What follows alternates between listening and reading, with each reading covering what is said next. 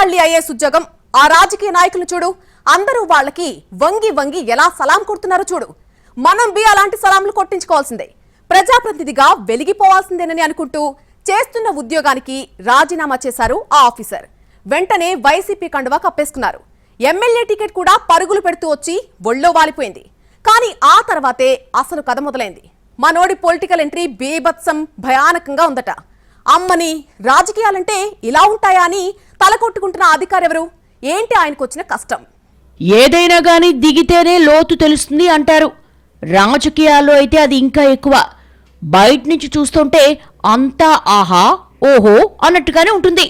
చుట్టూ చేరి జైకొట్టే జనాలు, ఎప్పుడూ వెంట ఉండే వంది మాగాధులు, అబ్బో ఆ వైభోగమే వేరనుకుంటారు బయట నుంచి చూస్తున్నవాళ్లు.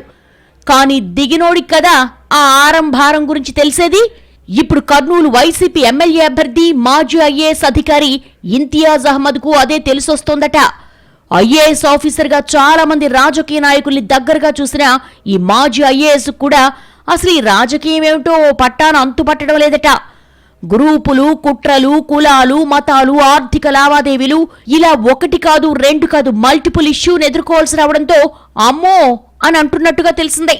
మా సారుకి ఈ తలపోటు రాజకీయాల కంటే ఐఏఎస్ గిరినే హాయిగా ఉందని చెవులు కోరికేసుకుంటున్నారట ఆయన సన్నిహితులు. ఇంతియాజ్ కు కర్నూలు వైసీపీ టికెట్ ఇవ్వడంతో అప్పటి వరకు పార్టీని అంటిపెట్టుకుని ఉన్నవాళ్లు లోపల రగిలిపోతున్నట్టుగా ప్రచారం జరుగుతోంది.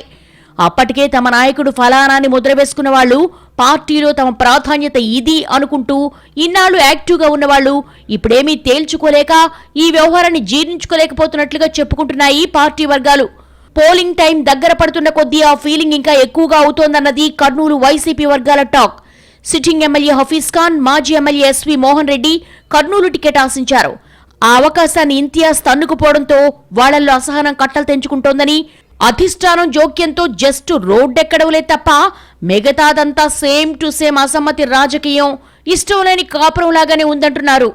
ఎమ్మెల్యే హఫీజ్ ఖాన్ వర్గీయులైతే తమ అసంతృప్తిని ఇంతియాజ్ ముందే ప్రత్యక్షంగా వెళ్లగక్కారట.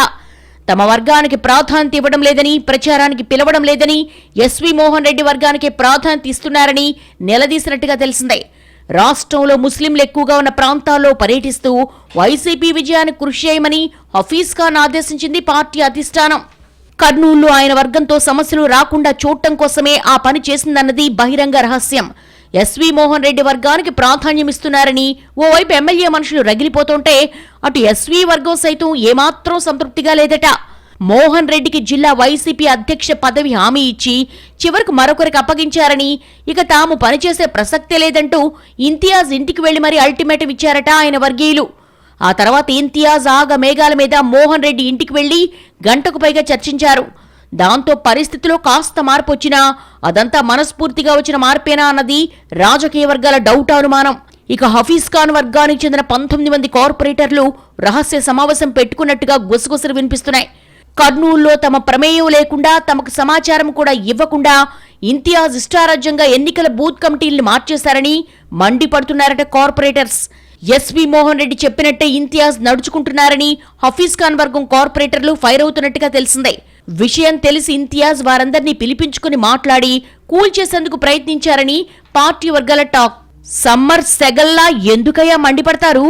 కూల్ బాబు కూల్, మీ సమస్యల్ని నేను పరిష్కరిస్తానుగా, కాస్త ఎన్నికల్లో సహకరించండి వేడుకున్నట్టుగా తెలిసిందే. ఆర్థికపరమైన అంశాలు కూడా పై స్థాయిలో మాట్లాడతానని వారికి నచ్చ చెప్పినట్టుగా తెలిసిందే. ఆ భేటీ తర్వాత కార్పొరేటర్స్ కాస్త మెత్తబడినట్టుగా కనిపిస్తున్నా మళ్లీ అసంతృప్తి ఎక్కడ రాజుకుంటుందోనని తెగ పరేషాన్ అవుతున్నారట ఇంతియాజ్. మొత్తంగా ఈ తిప్పలు చూస్తున్న వారు మాత్రం ఐఏఎస్ ఆఫీసర్ గా పెత్తనం చెలాయించినంత తేలిక కాదు రాజకీయం చేయడం అంటే అంటూ చమత్కరిస్తున్నారట.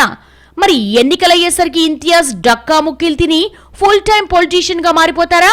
నాకొద్దు బాబో ఈ గోల అంటూ దండం పెట్టేస్తారా అన్నది చూడాలంటున్నారు పొలిటికల్ పాండిట్స్.